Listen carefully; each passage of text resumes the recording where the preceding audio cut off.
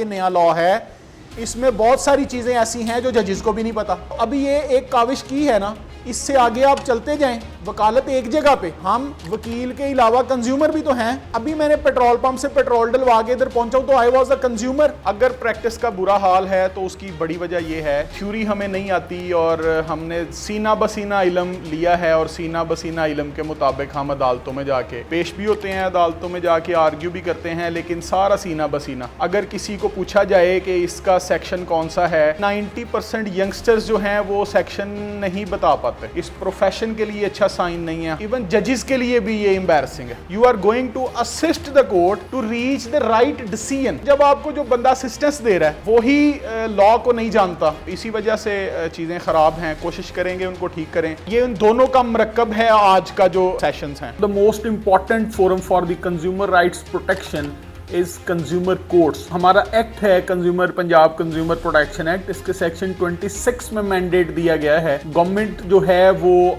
एक रीजन के लिए एक या एक से ज्यादा जो है वो कंज्यूमर कोर्ट्स एस्टेब्लिश करेगी। कंडीशन प्रेसिडेंट मींस ऐसी चीज जिसके बगैर आगे चला ही नहीं जा सकता। No claim shall be entertained by a consumer court. आप नोटिस पे कभी भी अपनी कॉज ऑफ एक्शन नहीं बनाएंगे। कंज्यूमर लॉ का फायदा ये है कि 50% क्लेम्स नोटिस पे सॉल्व हो जाते हैं। पहली दफा इस लॉ के अंदर जो सीपीसी की टर्म यूज हुई है, for the purposes of this section the consumer court has the same powers as are vested in civil code under the code of civil procedure 1908। Court के पास वही पावर्स हैं जो सिविल कोड के पास हैं। याद रखें इसमें अरेस्ट की पावर भी शामिल है। अगर आप झूठी वो कसम खाएंगे, वो ओथ झूठा लेंगे, तो कल को आपके खिलाफ परजरी की कार्रवाई हो सकती है। 193 194 पीपीसी में 7 साल सजा है उसमें। इस सेमिनार के बाद कंज्यूमर कोर्ट को एटलीस्ट पता चलना चाहिए कि किसी ने बैठकर इस लॉ को पढ़ा है। हमने आपके साथ बात की है जो लॉ की बात है, जो लॉ की कमांड है, तो ये कमांड जो है यही दलील है और दलील ही ताकत है।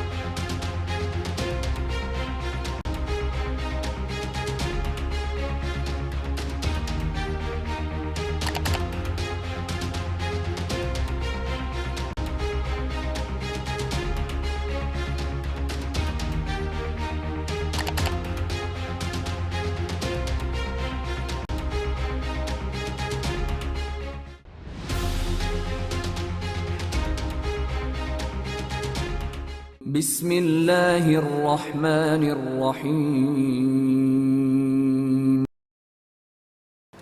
नहमदुहु व नुसल्ली अला रसूलिहिल करीम अम्मा बाद फ़ाऊज़ु बिल्लाहि मिनश शैतानिर रजीम बिस्मिल्लाहिर्रहमानिर्रहीम। तारीफ़ उस खुदा की जो ना मांगो तो नवाज़ देता है, जो मांगो तो बेहिसाब देता है। आज की तकरीब का आगाज़ मैं करूँगा तिलावत कुरान पाक से और उसके लिए मैं दावत देता हूँ जनाब मियाँ शहजाद साहब को कि वो आएँ और तिलावत कुरान पाक। आऊज़ु बिल्लाहि मिनश शैतानिर रजीम बिस्मिल्लाहिर्रहमानिर्रहीम इन्ना आतैनाकल कौसर फसल्लि लिरब्बिका वन्हर इन्ना शानियका हुवल अब्तर अमन्तु बिल्लाहि सदक़ल्लाहुल अज़ीम। काबिल एहतराम बार मेंबरान और हमारे मेहमान ग्रामी जनाब तफ़हीम एजाज साहिब, सदर टैक्स बार सियालकोट, और अदनान साहिब जो कि हमारे सबसे फेवरेट टीचर और आज के स्पीकर हैं, और आप सबको मैं वेलकम कहता हूं इस तकरीब में। इसी के साथ हम लोग बग़ैर टाइम ज़ाया किए मैं दावत देता हूं जनाब तफ़हीम एजाज साहब को कि वो आएँ और अपने ख़यालात का इजहार करें। और मैं चाहता हूं कि आप सब लोग उनके लिए एक ज़बरदस्त सी क्लैपिंग करें ताकि उनको एक ज़बरदस्त वेलकम करें। तफ़हीम एजाज साहब। बिस्मिल्लाहिर्रहमानिर्रहीम अल्लाहुम्मा सल्लि अला सय्यिद मोहम्मद व अला आलि सय्यिद मोहम्मद। आप सबको बहुत खुशामदीद दोबारा एक नए सेशन के अंदर। उम्मीद है कि कल का आपको सेशन जो है वो आपने लर्निंग के हवाले से बहुत बेहतर रहा होगा। इसमें एक दो चीज़ें मैं आपसे अर्ज़ करता चलूँ कि आप लोगों ने कल डेफिनेशंस को देखा, आपने उसके अंदर ओवरऑल व्यू जो है कंज्यूमर लॉ का देखा। इसमें जो इम्पॉर्टेंट बात ये है कि ये लर्निंग जो है वो आपके सिर्फ नोट करने की हद तक नहीं होनी चाहिए। इसका फ़ायदा आपको उस वक्त होगा कि जब आप इसको प्रैक्टिकली अप्लाई करेंगे। आप जब इसको अपनी प्रैक्टिस पे अप्लाई करेंगे तो फिर आपको इस लेक्चर का और इस लर्निंग का कोई बेनिफिट हो सकता है। लेकिन अगर आप इसको सिर्फ अपने इल्म तक इस लिहाज से महदूद रखें कि आज का सेशन आप अटेंड करें, अटेंड करने के बाद आप उसके अच्छे नोट्स लें, नोट्स लेके आप घर चले जाएं, तो उसका आपको कोई बेनिफिट नहीं होगा। अहमियत इस लॉ की इस लिहाज से बहुत ज़्यादा है, जैसे कल अदनान साहब ने बड़ा डिटेल में बताया कि ये आप यूँ समझें कि ये एक फ्यूचर लॉ है, इसमें प्रैक्टिस का बहुत ज़्यादा स्कोप मौजूद है। इसमें आप देखें कि कतई तौर पे ये कंसिडर ना करें कि कोई केस छोटा है या बड़ा है, आप उसको देखें कि वो केस बनता है या नहीं बनता।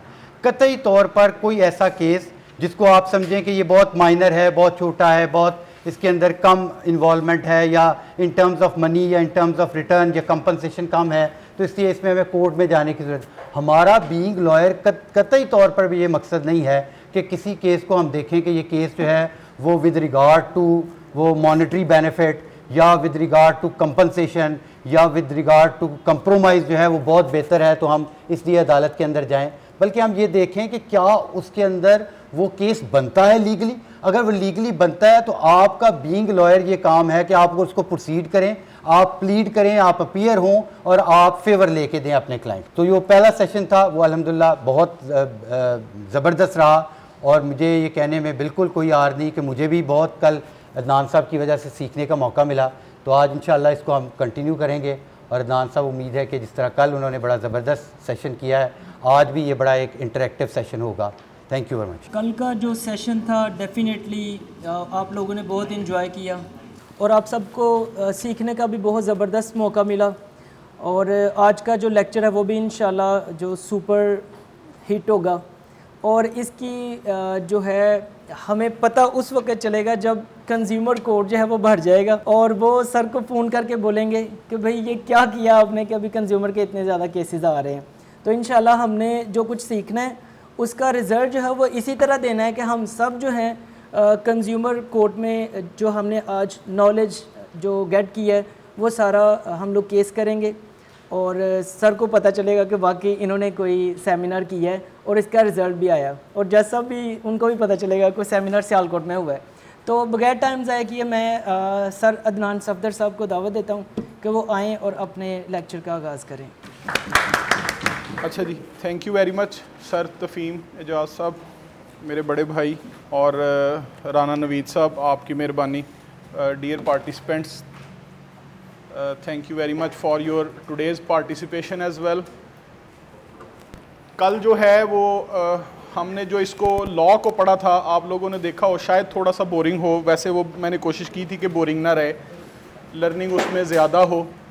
तो वो थ्योरेटिकल इसका पार्ट था। थ्योरी के बगैर ये प्रैक्टिस का अगर का वर्ड यूज़ कर रहा हूँ मोहतात रहने के लिए, अगर प्रैक्टिस का बुरा हाल है तो उसकी बड़ी वजह यह है कि थ्योरी हमें नहीं आती और हमने सीना बसीना इल्म लिया है और सीना बसीना इल्म के मुताबिक हम अदालतों में जाके पेश भी होते हैं, अदालतों में जाके आर्ग्यू भी करते हैं, लेकिन सारा सीना बसीना। अगर किसी को पूछा जाए कि इसका सेक्शन कौन सा है तो 90% जो हैं वो, ख़ुसूसन मैं यंगस्टर्स की बात कर रहा हूँ, सॉरी टू से, 90% यंगस्टर्स जो हैं वो सेक्शन नहीं बता पाते। तो ये कोई अच्छी बात नहीं है, ये साइन अच्छा नहीं है, इस प्रोफेशन के लिए अच्छा साइन नहीं है, हम सब के लिए अच्छा साइन नहीं है, इवन जजेस के लिए भी ये एम्बैरसिंग है, ठीक, कि उनको जो बंदा असिस्ट करने की जिसके पास ड्यूटी है, हमने असिस्टेंस देनी है ना। बीइंग जज आपने केस डिसाइड करना है, being what you are going to do being a lawyer, you are going to assist the court to reach the right decision। तो जब आपको जो बंदा असिस्टेंस दे रहा है वो ही लॉ को नहीं जानता तो आप खुद सोचें कि प्रोफेशन जो है वो किधर पहुंच गया हमारा। तो इसी वजह से चीज़ें ख़राब हैं, कोशिश करेंगे उनको ठीक करें। ये इन दोनों का मरकब है आज का जो लेक्चर या दोनों सेशंस हैं। अब हमारे पास इस लॉ के मुताबिक 3 जो है वो फोरम्स हैं। ये देखें, आज स्लाइड का नाम भी कंज्यूमर प्रोटेक्शन फोरम्स ही रखा गया है। तो कंज्यूमर प्रोटेक्शन फोरम्स में हमारे पास 3 फोरम्स हैं। जो पहला फोरम है वो है अथॉरिटी, इसका नाम ही अथॉरिटी है। सेकंड इज इसी के साथ अथॉरिटी एंड गवर्नमेंट। सेकंड है कंज्यूमर प्रोटेक्शन काउंसिल, ये भी एक इदारा है, हम इसकी तरफ इतनी ज़्यादा तवज्जो नहीं देते। सेकंड है कंज्यूमर कोर्ट, ये हमारी जो है वो फेवरेट प्लेस होगी, इंशाल्लाह इस लेक्चर के बाद भी आप देखेंगे कि ये इसके रिलेटेड हम ज़्यादा जो है वो बात करेंगे, लेकिन इनको समझना, इनका प्रोसेस पर्पस समझना वो भी ज़रूरी है कि ये क्यों अथॉरिटी बनाई, क्यों काउंसिल बनाई और क्यों जो है वो कंज्यूमर कोर्ट बनाई गई। तो सबसे पहले authority, section 2B of the act में ये डिफाइन है authority. Authority means the district coordinator officer. तो अथॉरिटी जो है, जिसको अथॉरिटी एक्ट ने कहा, he is district coordinator officer, DCO, DC जिसको आप कहते हैं, ये हमारा ऑफिसर होगा अथॉरिटी, या कोई और ऑफिसर जिसको गवर्नमेंट नोटिफाई करे। सियालकोट में डिस्ट्रिक्ट कोऑर्डिनेटर ऑफिसर या डीसीओ साहब ये नोटिफाइड हैं, ठीक है जी। अब इनका काम क्या है अथॉरिटी का, पावर्स और फंक्शंस, ये दोनों मिला के मैंने लिखे हैं आपके असिस्टेंस के लिए। पहले सेक्शन इसके साथ हैं, परेशान नहीं होना कि ये कहाँ से लिखा, सब एक्ट या रूल्स में से लिखा है। पहली बात, एनी पर्सन, कोई भी शख्स, मे फाइल अ कंप्लेंट, वो कंप्लेंट फाइल कर सकता है फॉर वायलेशन ऑफ प्रोविजंस। कौन सी प्रोविजंस की वायलेशन की? सेक्शन 11 की, 16 की, 18 की या 19 की। अब आप जल्दी से कोई एक बंदा ये रूल्स पढ़ ले, ये एक्ट के सेक्शन पढ़ के बताएं ये कौन से सेक्शन थे, 11, 16, 18 और 19। अब आपके पास जो एप्लीकेशन कंप्लेंट फाइल करने का स्कोप है इस लॉ के मुताबिक, वो सिर्फ इन सेक्शंस पे है, इनसे बाहर नहीं है। ये मुझे पता है ड्यूटी ऑफ डिस्क्लोजर है, आप लोगों के लिए मैं बात करूं तो ये जो 4 सेक्शन हैं, अगर वो डिस्क्लोजर नहीं करता, मैन्युफैक्चर प्रोडक्ट का नाम नहीं लिखता, प्रोडक्ट के इंग्रेडिएंट्स नहीं लिखता, प्रोडक्ट की डेट ऑफ मैन्युफैक्चर नहीं लिखता, प्रोडक्ट की डेट ऑफ एक्सपायरी नहीं लिखता, तो आप, या सर्विस के रिलेटेड अपना वो सोर्स डिस्क्लोज नहीं करता, तो आप सीधा सीधा क्या कर सकते हैं, कोर्ट में जाने की बजाय आप अथॉरिटी के पास जा सकते हैं। और अभी मैं बता दूं अथॉरिटी के पास क्या इख्तियार है, और वो अथॉरिटी क्या करेगी अब कंप्लेंट रिसीव करने पर, अगर सेटिस्फाई हो जाए कि ये आपकी बात ठीक है, फाइन कर सकती है वायलेटर को, ठीक है। और कितना फाइन हो सकता है? Up to 50,000। आपने कंप्लेंट फाइल की कि ये डिस्क्लोज नहीं कर रहा, या ये प्राइस टैग्स इसने एग्जिबिट नहीं किए, कितनी आम सी बात है। तो यहाँ पे आपकी मार्केट में, हमारी मार्केट में कितनी इस तरह की शॉप्स हैं जिन्होंने प्राइसेस जो हैं वो एग्जिबिट नहीं की हुई, ठीक है, तो वो लाइबल हैं इस लॉ के मुताबिक। अब दूसरा इनका काम है, the authority on receipt of a complaint, complaint receive करने पर या कोई रेफरेंस रिसीव करने पर, रेफरेंस किसका होगा? कंज्यूमर प्रोटेक्शन काउंसिल का, या एट हिज ओन, खुद अपने मोशन पे, सो मोटो जिसको आप कहते हैं, मे होल्ड एन इंक्वायरी, वो इंक्वायरी भी होल्ड कर सकते हैं। किस चीज की? As to defect in product और सर्विसेज और प्रैक्टिस, जो भी उस अथॉरिटी की जुरिस्डिक्शन के अंदर डिफेक्ट्स चल रहे हों, किसी प्रोडक्ट के, किसी सर्विस के या किसी प्रैक्टिस के, तो वो उन पे इंक्वायरी स्टार्ट कर सकती है। ये 2 अलग-अलग चीजें हैं। ये जो प्रोविजन है फाइन करने की, ये लिमिटेड है सेक्शन 11 पे, सेक्शन 16 पे, सेक्शन 18 पे और सेक्शन 19 पे। और यहां पर वो रिसीव करेगी कंप्लेंट और इंक्वायरी करेगी। मैं भी आपको बताता हूं ये इंक्वायरी करने के बाद क्या करेंगे, एट इट्स ओन ये इंक्वायरी करके कोई सजा वगैरह या फाइन वगैरह इन्फोर्स नहीं कर सकते। आगे अथॉरिटी अपनी पावर्स को डेलीगेट कर सकती है किसी और को। क्लियर है जी, अथॉरिटी क्लियर है। अब आ जाएं आगे, इसके ये भी फंक्शंस हैं। अथॉरिटी जो है वो इटसेल्फ क्लेम फाइल कर सकती है, किस चीज के लिए? डिक्लेयर करवाने के लिए कंज्यूमर कोर्ट के पास कि ये जो सेक्शन, ये कोई प्रोडक्ट है वो 4, 5, 6, 7, 8 की जो वायलेशन पे है, या कोई सर्विस है वो सेक्शन 13 की वायलेशन पे है। कल पढ़ा था ना, सेक्शन 5, 6, 7, 8 याद होगा, प्रोडक्ट की डिफेक्टिव। तो ये जो अथॉरिटी है इसके पास इख्तियार है कि ये किसी भी प्रोडक्ट, पूरे डिस्ट्रिक्ट के अंदर किसी भी प्रोडक्ट के रिलेटेड ये अपना क्लेम फाइल कर सकती है कंज्यूमर कोर्ट में कि इस प्रोडक्ट को डिक्लेयर कर दिया जाए कि ये प्रोडक्ट वायलेशन में है सेक्शन 4 की, या वायलेशन में है सेक्शन 5 की, या वायलेशन में है सेक्शन 6 की, या वायलेशन में है सेक्शन 7 की, या वायलेशन में है सेक्शन 8 की, और या ये सर्विसेज के रिलेटेड जो सेक्शन 13 है उसकी वायलेशन में है। ये सेक्शन 23(2) ठीक है जी, 23/4 भी देख ले, 23/3। ये फिर कंप्लेन फाइल कर सकती है, क्लेम फाइल कर सकती है कंज्यूमर कोर्ट में डिक्लेयर करवाने के लिए किस चीज को, कि कोई भी अमल किसी बंदे का वो वायलेशन है on the part of any person is violation of contravention of part 4 of this act. और पार्ट 4 क्या था? Obligations of the manufacturers.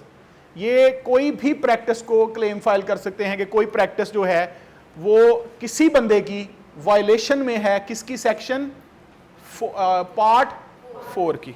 आगे rule 3 Punjab consumer protection council के अंदर इसमें प्रोसीजर डिफाइन किया गया है कि वो किस तरह से चलेंगे।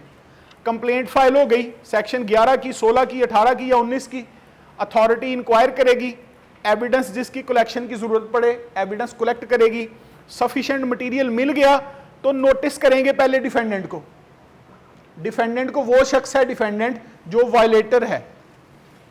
फिर एक्स पार्टी प्रोसीडिंग का इख्तियार भी है और उसके बाद फाइन जो भी हमने पढ़ा अप टू 50,000। क्लियर है जी? जी। अब आ जाए रूल 8 पे। अथॉरिटी की सपोर्ट के लिए हर इदारे को पाबंद कर दिया गया है।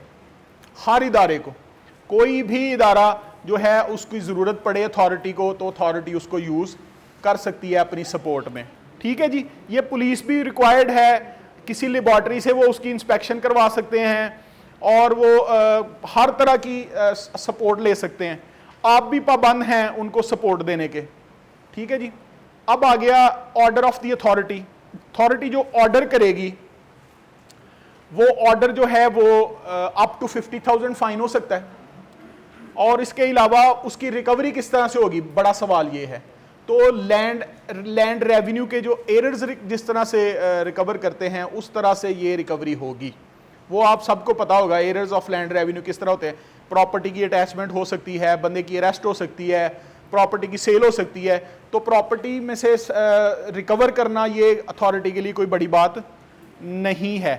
अथॉरिटी पे एक लिमिटेशन भी है लॉ की तरफ से कि रूल 9 कहता है कि वो अपना ऑर्डर साइन भी करेगी, डेट भी उसको करेगी और किसी बंदे को भेजने भी चाहे तो भेजेगी भी कि ये फलाने बंदे को ये ऑर्डर भेज दें।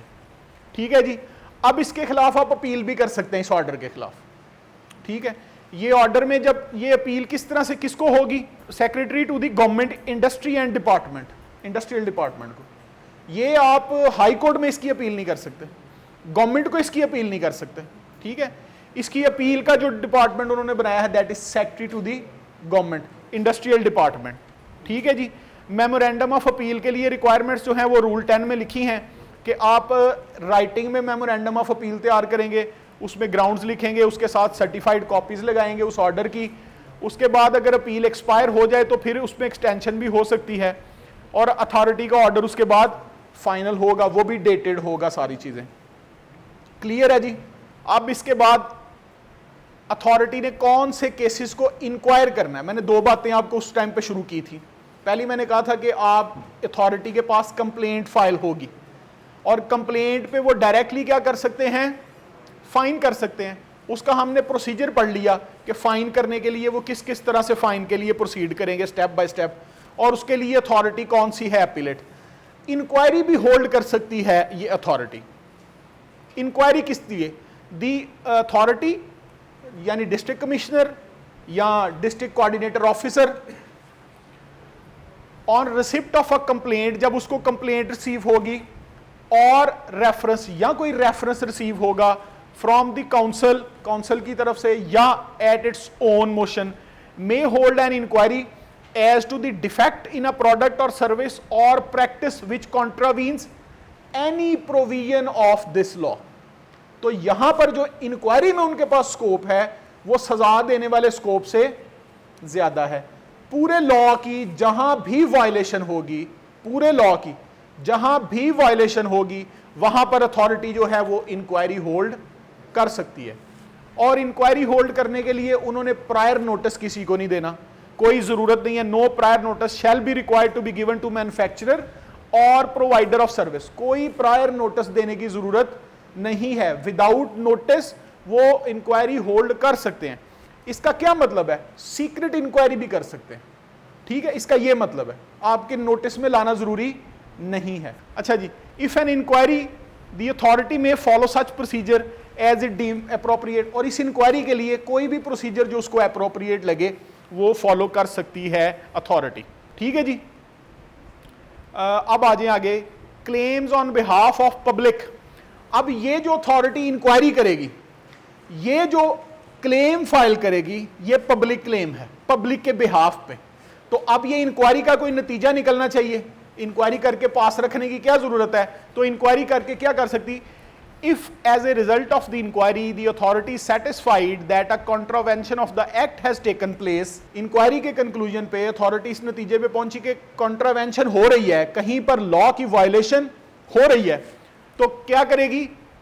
इन पब्लिक इंटरेस्ट इज इफेक्टेड, या पब्लिक इंटरेस्ट इफेक्ट हो रहा है, कंज्यूमर इफेक्ट पब्लिक का interest, the authority shall give notice to the manufacturer.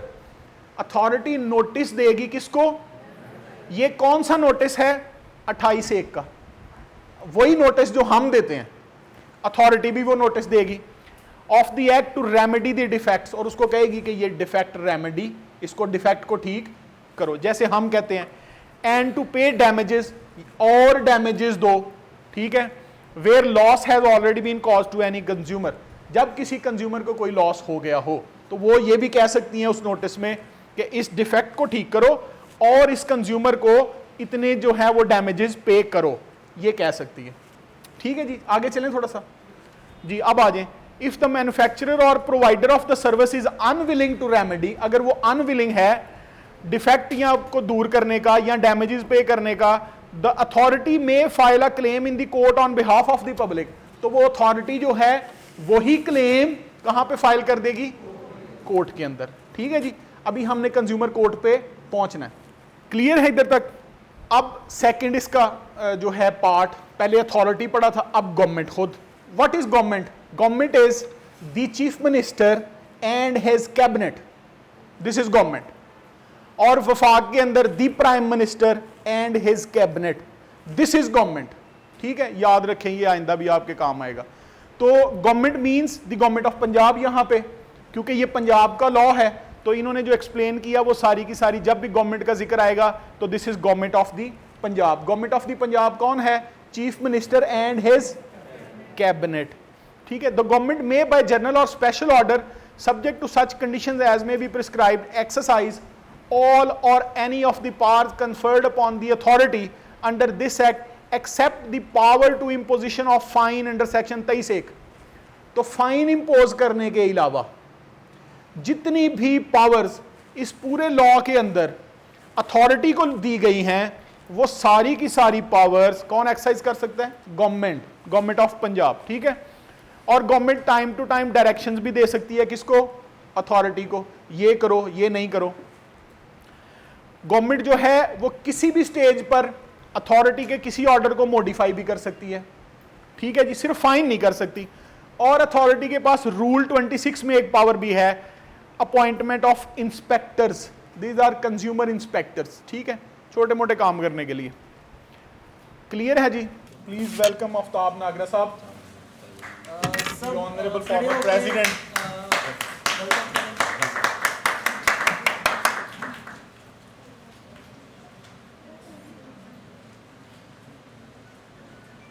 Sir thank you. तो सेकंड फोरम वहीं से बात स्टार्ट करें। सेकंड फोरम जो है that is consumer protection council. अब ये लॉ के तहत दो तरह की कंज्यूमर प्रोटेक्शन काउंसिल्स हैं, एक प्रोविंशियल कंज्यूमर प्रोटेक्शन काउंसिल और second district consumer protection council. Section 24 of the act says constitution, ये रूल 19 भी है इसका, the consumer protection council shall comprise of 24 members. The government shall set up a consumer protection council. Government जो है वो बनाएगी consumer protection council, और rule 19 कह रहा है कि इसके 24 मेंबर्स होंगे। ठीक है जी, जिसमें से ऑफिशियल मेंबर 11 होंगे और 13 मेंबर्स जो हैं वो नॉन ऑफिशियल होंगे। और ये इस्टेब्लिश्ड है कंज्यूमर प्रोटेक्शन काउंसिल। मुझे नहीं पता आप में से कितने लोग इसको जानते हैं या कितने लोगों का इसके साथ तारुफ है। अब ये इसके फंक्शंस देखें, इनको शॉर्ट देखेंगे। गैदर करना इंफॉर्मेशन, डाटा जो नेसेसरी हो कंज्यूमर के राइट्स की प्रोटेक्शन के लिए, फॉल्टी प्रोडक्ट्स के लिए, एग्जामिन करना डिस्ट्रिक्ट काउंसिल के वर्क को, रिव्यू करना, रिफॉर्म्स करना डिस्ट्रिक्ट काउंसिल को, फिजिबिलिटी प्रोडक्ट्स की देखना, एडवाइज करना गवर्नमेंट को on the matters relating to protection of consumer, awareness increase करना, इंफॉर्मेशन बुकलेट्स जारी करना, लेबॉर्ट्री मैनेज करना, और फिर इसी तरह से गाइडलाइन या स्टैंडर्ड्स जो लेबॉर्ट्री के लिए हैं वो बनाना, और फाइनल ऑर्डर सर्टिफाइड कॉपीज़ जो हैं कंज्यूमर कोर्ट्स की ऑर्डर्स की, उनको पब्लिक डिस्क्लोजर में पब्लिकली डिस्क्लोज करना। ठीक है जी। जब आप कंज्यूमर प्रोटेक्शन काउंसिल की वेबसाइट पे जाएंगे तो आपको जजमेंट्स मिल जाएंगी जजेस की, मुख्तलिफ कोर्ट्स के जजेस की, तो वो 26 में उन पर मैंडेटरी है कि वो जजमेंट्स को अपलोड करें। अगर वो अपलोड नहीं करते तो आप उनको लिख भी सकते हैं, और होपफुली आप में से कोई लिखेगा क्योंकि वो अपडेटेड नहीं है websites. But you can go and you can get the law enforced. आप उनको जजमेंट्स का कह सकते हैं कि पूरे पंजाब की जजमेंट्स जो हैं वो अपलोड की जाएं, तो इनको आप लिख सकते हैं, लेटर लिख सकते हैं, इनको आप पोर्टल पे शिकायत कर सकते हैं, क्योंकि लॉ हमें कह रहा है कि इस तरह से हमने करना है। ठीक है जी। अब डिस्ट्रिक्ट कंज्यूमर प्रोटेक्शन काउंसिल, इसी तरह से the government may set up consumer protection council in one और more district which shall report to the provincial consumer protection council. वो डिस्ट्रिक्ट में, हर डिस्ट्रिक्ट के अंदर या 2 डिस्ट्रिक्ट्स को मिलाकर, जैसे सियालकोट में नारोवाल और सियालकोट दोनों को मिलाकर एक टेरिटरी डिक्लेयर की गई है, तो वहाँ पर आप ये जो है कंज्यूमर प्रोटेक्शन काउंसिल कायम करेंगे। तो इसके जो 20 मेंबर्स होंगे, जिसमें से 11 नॉन ऑफिशियल और 9 ऑफिशियल मेंबर्स होंगे। डिस्ट्रिक्ट कमिश्नर साहब भी इसके एग्जेक्टिव मेंबर हैं, ऑफिशियल मेंबर। ठीक है जी। अब इसका फंक्शन क्या है डिस्ट्रिक्ट की कंज्यूमर प्रोटेक्शन काउंसिल का? देखें आप, उन्होंने कहा ये शिकायत जो है वो नहीं सुनते। ठीक है, ये डिपेंड कर रहा होता है बाज़ औक़ात के कौन सा ऑफिसर बैठा हुआ है। ठीक है, कई ऑफिसर इस तरह के आ जाते हैं जो मुतहरक हैं, तो हमने तो इदारों को अलग-अलग से देखना है और हम उसमें फिर रेमेडीज अपनी अवेल कर सकते हैं। Different functions of the district council जो हैं अंडर सेक्शन 23 वो भी डिफाइंड हैं। फंक्शंस इसके क्या क्या हैं डिस्ट्रिक्ट काउंसिल के रिकमेंड करे reforms to the authority and to the council for furthering the objects and purposes of the act.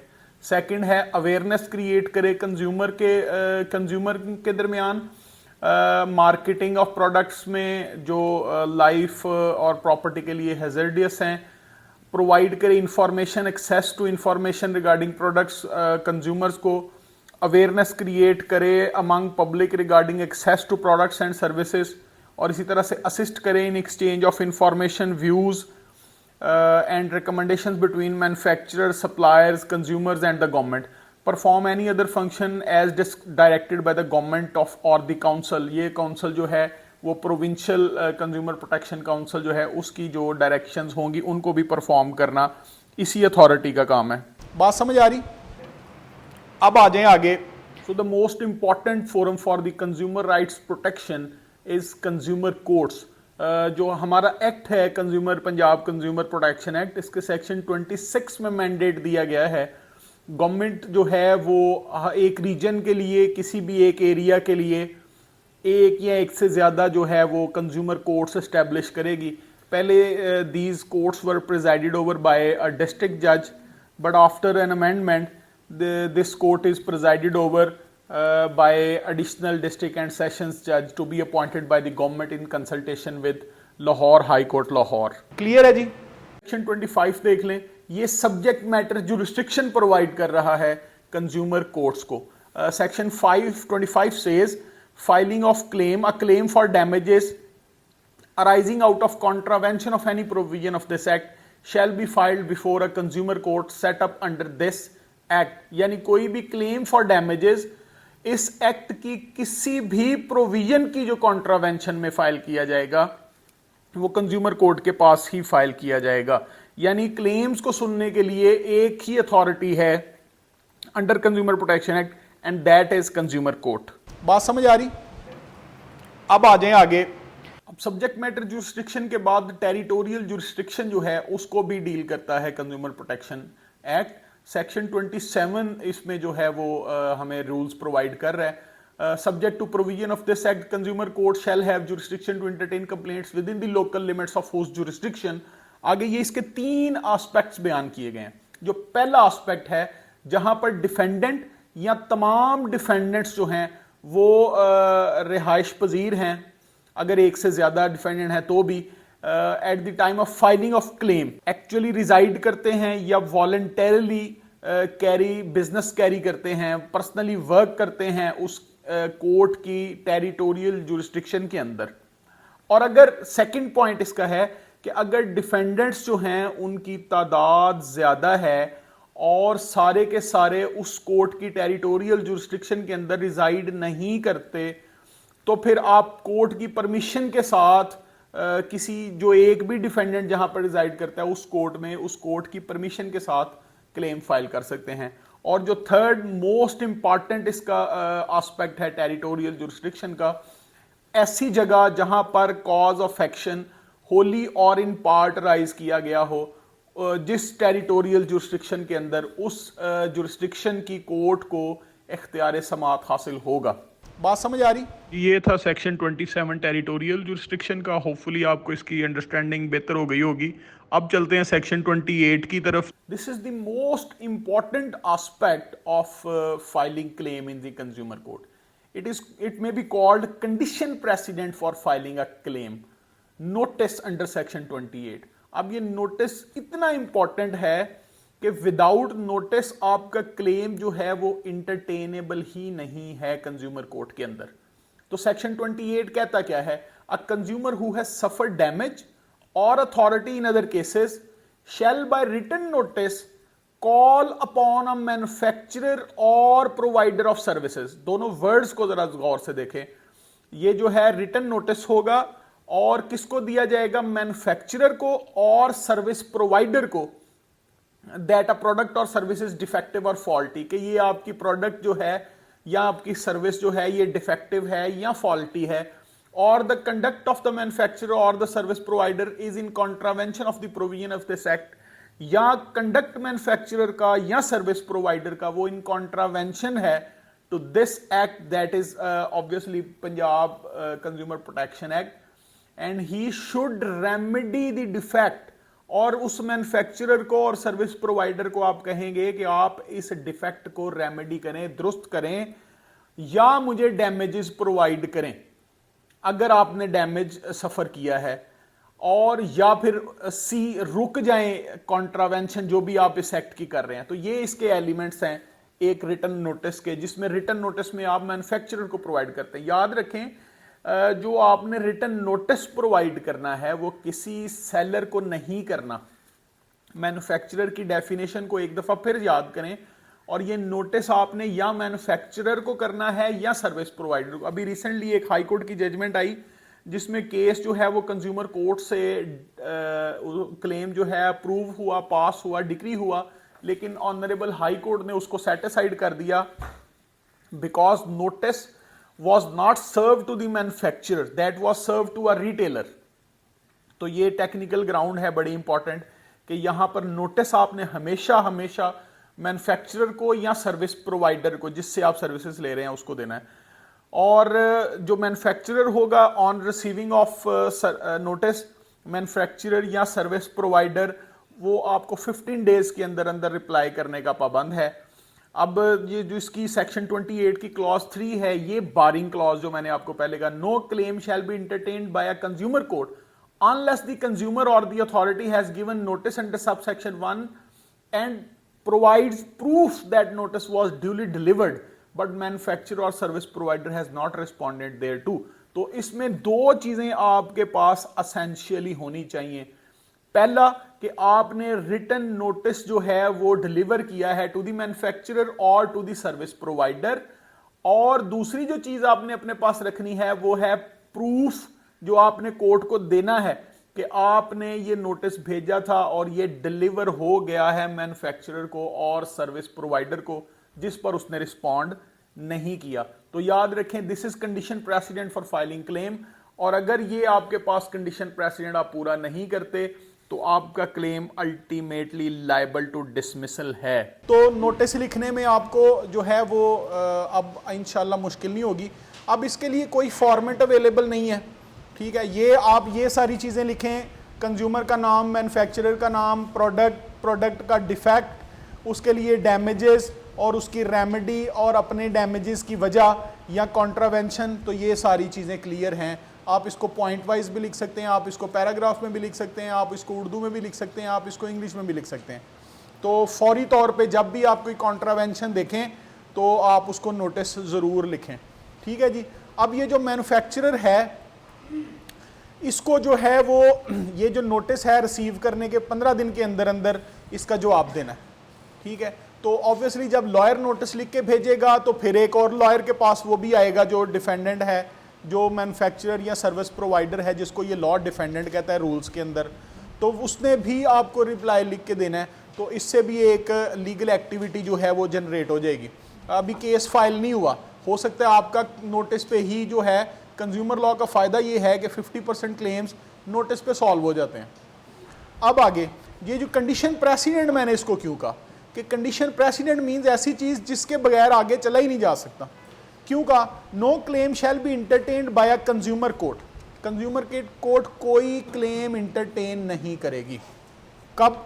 Unless the consumer, जब तक कंज्यूमर और द अथॉरिटी या अथॉरिटी हैज़ गिवन नोटिस, उसने नोटिस दिया हो under sub section 1 इस 28 के 1 sub section में, और इसके साथ एक तो नोटिस और इसके साथ जो हम चीज़, and provides proof that the notice was duly delivered. तो हमारे पास प्रूफ क्या होता है? आपने वो जो एक्नॉलेजमेंट ड्यू का कार्ड है वो भी आपको चाहिए लॉ के मुताबिक। उस पर भी टेक्निकल ग्राउंड पे आपका जो दावा है वो उड़ सकता है, क्लेम उड़ सकता है आपका।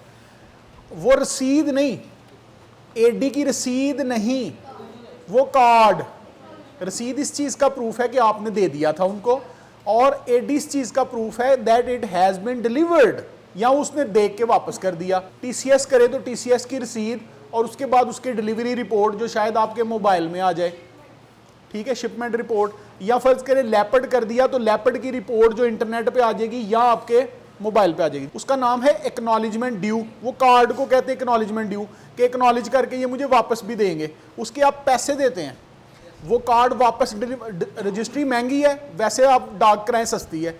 रजिस्ट्री एडी इसलिए महंगी है क्योंकि उन्होंने आपसे 2 दफ़ा के पैसे लेने, आपको वापस देने आने के भी पैसे लेने हैं। तो अगर डाकिया आपको एडी वापस नहीं करके जाता तो यू कैन कॉल देम कि ये एडी आपको मुझे वापस करनी चाहिए। मैंने देखा है आप लीगल नोटिस सेव कर लेते हैं अपने ऑफिस के अंदर, लेकिन ये एडी और ये प्रूफ ऑफ डिलीवरी, तो ये लॉ बड़ा क्लियरली कह रहा है। अब होता क्या है, वो रिसीव करके आपको यहाँ रिप्लाई कर देते हैं या वो कोर्ट में आके हाजिर हो जाते हैं, इसलिए आपकी वो बात छुप जाती है। ठीक है ना। अगर कल कला को कहीं पे वो बात ना छुपे तो फिर आपको ये नुकसान हो सकता है टेक्निकल ग्राउंड पे। तो क्या क्या होना चाहिए आपके पास? वो नोटिस 28(1) का जो इसको अभी हमने डिस्कस किया कि उसमें ये वाले आर्टिकल्स, ये वाली आप चीज़ें मेंशन करेंगे, और उसके बाद उसकी डिलीवरी का प्रूफ आपके पास सिक्योर होना चाहिए, बवक्ते ज़रूरत काम आवे। ठीक है जी। अब ये लिमिटेशन पीरियड कोर्ट के लिए, लॉ ऑफ लिमिटेशन, इसका अपना लॉ है। A claim section 28 sub clause 4, a claim by the consumer और the authority shall be filed within 30 days of the arising of the cause of action. तो जो authority है वो या जो कंज्यूमर है वो कॉज ऑफ एक्शन अराइज होने के 30 दिन के अंदर अंदर, 30 दिन आपके किस दिन से स्टार्ट होंगे? नोटिस से नहीं होंगे, ना नोटिस की डिलीवरी से। आप नोटिस पे कभी भी अपनी कॉज ऑफ एक्शन नहीं बनाएंगे। ठीक है, आप उसको एक्सटेंड कर सकते हैं, मैंने आज कहा था उनको, लेकिन जेन्युइन जो बात है वही रखनी चाहिए। आज आपने उनको कहा या आपने आज चीज़ परचेज की, फॉल्ट नज़र आया, आपने उनको जाकर बताया, they refused, now this is cause of action. जब ये कॉज ऑफ एक्शन आ गई तो फिर आपने नोटिस जारी कर दिया उनको, तो 30 days की लिमिटेशन आपकी कॉज ऑफ एक्शन से स्टार्ट होगी। डन है जी। आगे ये प्रोवाइडेड, ये थोड़ी सी इसके पास कंज्यूमर कोर्ट के पास इख्तियार है, ये इस 30 दिन को किसी वजह से फिर 30 दिन तक एक्सटेंड कर सकती है। ठीक है जी। तो 30 दिन का इख्तियार कंज्यूमर कोर्ट, लेकिन उसके लिए आपको अप्लाई करना पड़ेगा, अलहदा से रीज़न बतानी पड़ेगी कि मैं क्यों जो है वो ये 30 दिन के अंदर अंदर फाइल नहीं कर पाया। तो ये पावर है, जब उसके पास डिस्क्रिशन है तो डिस्क्रिशन कोर्ट इस्तेमाल कर सकती है। फॉर एग्जांपल उन्होंने कहा जी आप हमारे पास आ जाएं, हम आज कर देते हैं, तो आप उनके पास चले गए, तो 2 दिन उन्होंने निकाल दिए, तीसरे दिन आ गया, आप फिर सोच रहे हैं कि अब तो ये टाइम बार्ड हो गया, तो आप give an application to the court कि ये वजह है तो मुझे टाइम एक्सटेंड कर दे, तो कोर्ट टाइम एक्सटेंड कर सकती है। आगे जी, अगर फर्ज करें कोई टाइम मेंशन नहीं है तो फिर वारंटी की एक्सपायरी के 60 दिन, जो वारंटी जिस चीज़ की हो, 1 साल की वारंटी थी, 2 साल की वारंटी थी, 3 साल की वारंटी थी, तो उस वारंटी के 30 दिनों 60 दिनों के अंदर अंदर, एक्सपायर होने के 60 दिनों के अंदर अंदर आप कोर्ट में जा सकते हैं। ठीक है जी, जहाँ कोई पीरियड मेंशन नहीं, डेट ऑफ परचेज से 1 ईयर तक, जब आपकी कॉज ऑफ एक्शन अराइज होती जाए चलते जाएं, कॉज ऑफ एक्शन अराइज होगी ना, कॉज ऑफ, उन्होंने आपको दे दी लाइफ टाइम वारंटी और आपकी लाइफ के अंदर ही वो चीज़ खराब हो गई, you have a cause of action, जाएं जाके चेंज कराएं। ठीक है, अब एक और बड़ा सवाल है, आप एक दफ़ा जाके प्रोडक्ट चेंज करवाते हैं, फिर लेके आए फिर ख़राब, फिर लेकर आए फिर ख़राब, फिर लेकर आए फिर ख़राब, तो क्या ये वारंटी एक्सटेंड होती रहेगी? होती रहेगी, परेशान नहीं होना इस पर कि ये उसने कोई एहसान नहीं कर दिया, ये आपको और इनकन्वीनियंस दे रहा है, वो आपने पे किया है ना, और इनकन्वीनियंस दे रहा है कि आपको दोबारा वापस जाना पड़ रहा है और आपको फिर से जाके वो लेके आनी पड़ रही है चीज़। तो आप जब नेक्स्ट टाइम डैमेजेस ऐड करें तो इन चीज़ों को भी ऐड करते जाएं कि ये मुझे इनकन्वीनियंस हुई, ये मुझे ट्रैवलिंग के चार्जेस पड़े, ये मुझे उसकी डिलीवरी के चार्जेस पड़ गए। ठीक है, अच्छा जी, फॉर्म ऑफ क्लेम, और ये जो 3 चीज़ें पीछे मेंशन की हैं, condition president, limitation, territorial jurisdiction, ये बड़ी अहम चीज़ें हैं। टेक्निकल ग्राउंड पे आप कम से कम आप लोगों का कोई दावा नहीं उड़ना चाहिए, कोई क्लेम, दावा तो ये है भी नहीं, ये क्लेम है। अब आप दावा दायर करना है तो क्या उसको कहेंगे? प्लेंट जो है वो किसी ने सीपीसी आप सब ने पढ़ी है, तो सीपीसी के एंड के ऊपर आपको पैटर्न्स अवेलेबल मिलते हैं, हर दावे के तकरीबन पैटर्न जो हैं वो सीपीसी के एंड पे उन्होंने दिए हुए हैं, लॉ गिवर नहीं वो आपको पैटर्न्स दिए हैं। इसका कोई पैटर्न अवेलेबल नहीं है, ना एक्ट के साथ पैटर्न कोई अवेलेबल है ना रूल्स के साथ, लेकिन रूल्स में जो चीज़ें हमें मेंशन की हैं वो ये हैं। रूल 13 अगर आप पढ़ेंगे तो रूल 13 में अ कंज्यूमर और authority may file a claim, वो क्लेम फाइल कर सकती है in the court by submitting an application, तो इसका मतलब है दावा नहीं कहना चाहिए, क्लेम कह सकते हैं, क्लेम की दरख्वास्त कह सकते हैं। And a person well conversant with the facts of the claim, submit कौन करेगा एप्लीकेशन? ऐसा बंदा जो फैक्ट्स के साथ बिल्कुल फैक्ट्स को जानता हो, उसको साइन कर देगा। कौन सा बंदा? जो फैक्ट्स को जानता है। अच्छा जी, and verify the contents of the application, वो वेरीफाई करेगा कंटेंट्स को, यानी और सॉलमनली अफर्म करेगा ऑन ओथ, उसकी वेरिफिकेशन करेगा ओथ के ऊपर कि मैं हल्फन कहता हूँ कि ये जो कंटेंट्स हैं ये मेरे इल्म और यकीन के मुताबिक दुरुस्त हैं। अब ये वेरिफिकेशन का क्या पर्पज़ है? कभी आपने सोचा ये वाला पर्पज़ क्यों वेरिफिकेशन कराते हैं? परजरी आप पे हो सकती है, परजरी, अगर आप झूठी वो कसम खाएंगे, वो ओथ झूठा लेंगे तो कल को आपके खिलाफ परजरी की कार्रवाई हो सकती है। 193 194 पीपीसी में 7 साल सजा है उसमें। अच्छा जी, ध्यान से किया करें ये, आपका जो क्लाइंट है जब लॉ पे अमल होना शुरू हो गया तो वो जेल में भी जा सकता है। देखिए, वेस्ट में कोर्ट के अंदर झूठ नहीं बोलते, पाकिस्तान में सच नहीं बोलते, तो ये बड़ा मसला है अभी पाकिस्तान का, हो जाएगा ठीक इंशाल्लाह। आगे जी, दी एप्लीकेशन, अब वो उस एप्लीकेशन को ये तो पता चल गया कि हमने साइन करना है और उसको ऑन ओथ वेरीफाई करना है। अब और क्या इसमें करना है? The application shall contain precise particulars of the Clement, उस पर क्लेमेंट के प्रीसाइज पर्टिकुलर होंगे, उसका नाम, वल्दियत, कहाँ रहता है, उसका कोई राब्ता नंबर वगैरह। डिफेंडेंट के भी होंगे इसी तरह से। Brief facts giving rise to the cause of action, cause of action जिस वजह से पैदा हुई उसके ब्रीफ फैक्ट्स आप लिख देंगे। एंड द रिलीफ, जो रिलीफ आपने क्लेम किया है वो लिख देंगे। ठीक है जी, और इसके साथ claimant shall append with the claim all the documentary evidence, जो उसके पास डॉक्यूमेंट्री एविडेंस अवेलेबल है वो अपने क्लेम के साथ पहले दिन इसी फॉर्म के साथ अटैच कर देगा। वो क्या क्या हो सकती हैं? नोटिस हो सकता है, अभी ये नोटिस की बात आएगी, ये साथ देखें। इन support of the claim including notice under section 28 of the act, आगे देखिए proof of delivery of notice और रिप्लाई अगर आ गया हो तो कितनी चीजें? डॉक्यूमेंट्री एविडेंस, उसमें शामिल क्या है? आपका नोटिस, आपका प्रूफ, कोई और रसीद, कोई और रिसीविंग की रसीद, कोई और डिफेक्ट की रसीद, कोई और इस तरह की एविडेंस जो आप समझे कि ये डॉक्यूमेंट्री नेचर की है। ठीक है, फॉल्ट में फ़र्ज़ करें आपने उनसे कोई कॉरेस्पॉन्डेंस की है, उन्होंने कोई आपको रिप्लाई किया है, तो वो भी डॉक्यूमेंट्री एविडेंस में आ सकता है। The aggrieved person, the authority और an authorised agent shall submit a claim. अब अग्रीव पर्सन खुद भी कर सकता है, उसका कोई अथॉरिटी खुद भी कर सकती है, या कोई ऑथोराइज्ड एजेंट भी कर सकता है। ठीक है जी, शैल सबमिट मतलब वकील ऑथोराइज्ड एजेंट ही है, सीधा सीधा। ठीक है, claim in the court in person और through any means of communication, तो आप इन पर्सन भी उसको फाइल कर सकते हैं और through any means of communication भी आप उसको फाइल कर सकते हैं। फ़र्ज़ करें कल को ऑनलाइन आ जाए तो आप ऑनलाइन भी कर सकेंगे, लॉ में प्रोविजन मौजूद है। आप वाया TCS भी ये फाइल कर सकते हैं। समझ गए बात के नहीं समझे? कराची में अगर आपने क्लेम फाइल करना है तो ये कम्युनिकेशन का कोई भी मीन्स जो है वो इस्तेमाल किया जा सकता है। रजिस्ट्रार आपको इनकार नहीं करेगा मुतलका कोर्ट का। आगे देखें, the court shall not entertain any anonymous और सुडोनिमस क्लेम। एनोनिमस क्या होता है और सुडोनिमस क्या होता है? एनोनिमस बेनाम और सुडोनिमस झूठे नाम के साथ कोई फाइल करे तो इनको इंटरटेन कोर्ट नहीं करेगी। अब रिसीव क्लेम जो है वो रिसीव हो गया कोर्ट के अंदर, बात समझ आ रही? आपने कंडीशन प्रेसिडेंट पूरा कर लिया, टेरिटोरियल जुरिस्डिक्शन देख ली, उसके बाद आपने क्या देखना है, लिमिटेशन देख ली, और फॉर्म ऑफ क्लेम आपने सारी एविडेंसेस लगा के कोर्ट में दाखिल कर दिया अच्छे तरीके के साथ, हर चीज़ उसमें शामिल है अब तक जो हम आइडियली इसको सिचुएशन को देख रहे हैं। कोर्ट क्या करेगी? कोर्ट उस क्लेम की कॉपी जो है वो फॉरवर्ड करेगी डिफेंडेंट को सेक्शन 30 के अंदर। 15 दिन उसको दिए जाएंगे डिफेंडेंट को जवाब देने के लिए। ये टाइम एक्सटेंड किया जा सकता है कोर्ट की तरफ से और 15 दिन। ठीक है जी, 30 दिन हो गए मैक्सिमम।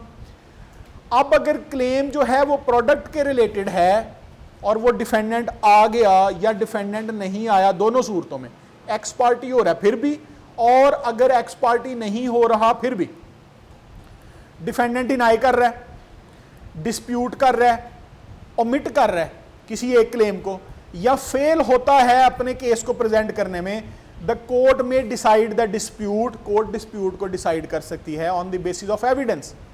एविडेंस की बेसिस पे। किस चीज़ की evidence? Relating to the accepted industrial standards and by inviting expert evidence. तो जो प्रोडक्ट्स हैं अगर उसमें डिफेक्ट जो है उसको डिफाइन करने के लिए, उसको विजिबल करने के लिए, उसको क्लियर करने के लिए अगर एक्सपर्ट एविडेंस की ज़रूरत पड़े तो कोर्ट के पास एम्पल पावर्स मौजूद हैं कि कोर्ट्स जो है वो एक्सपर्ट्स को बुला सकती हैं।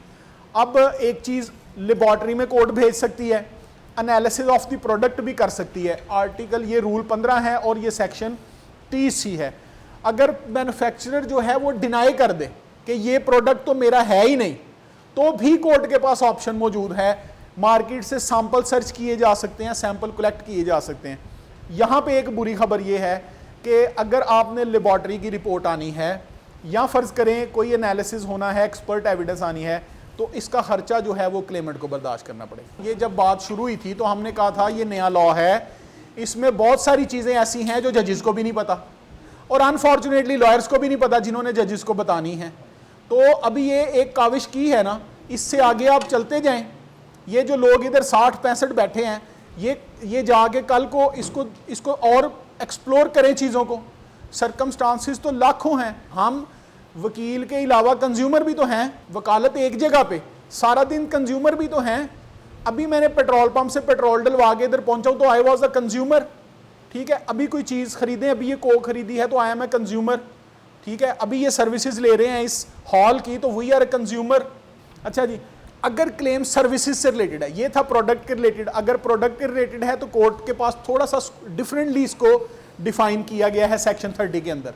अगर आप सेक्शन 30 तफसील से पढ़ेंगे तो वो इसको डिफरेंटली डील करता है। वो कहता है उसमें शायद लेबॉर्ट्री की ज़रूरत पड़े, उसमें शायद एनालिसिस प्रोडक्ट की ज़रूरत पड़े, उसमें प्रूफ ऑफ मैन्युफैक्चर की ज़रूरत पड़ सकती है, उसमें ख़र्चा होगा, कौन इकट्ठा करेगा। तो इसको उन्होंने अलहदा करके कह दिया कि ये सारी चीज़ें जो हैं सेक्शन 30 में कोर्ट जो है वो कर सकती है।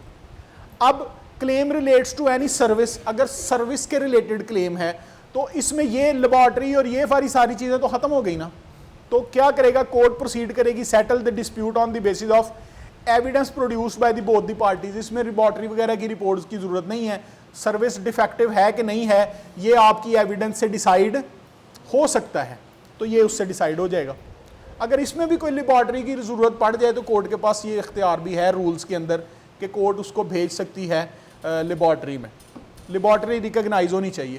तो पावर्स फॉर द प्रोसीडिंग्स, अब ये जो सेक्शन 30 पीछे पड़ा है, ये पहली दफ़ा इस लॉ के अंदर जो सीपीसी की टर्म यूज हुई है, ठीक है।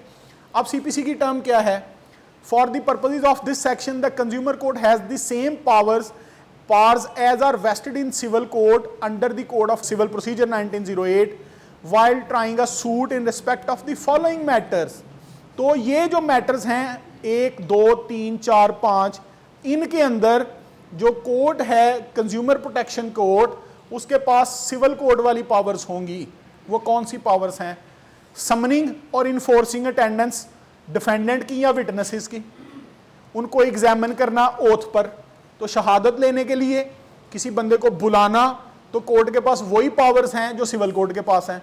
तो इसमें याद रखें, इसमें अरेस्ट की पावर भी शामिल है। सिविल कोर्ट किसी को अरेस्ट करवा के भी अपने पास ला सकती है कि इसको लेके आए अरेस्ट करके और इसकी शहादत करेंगे, ठीक है।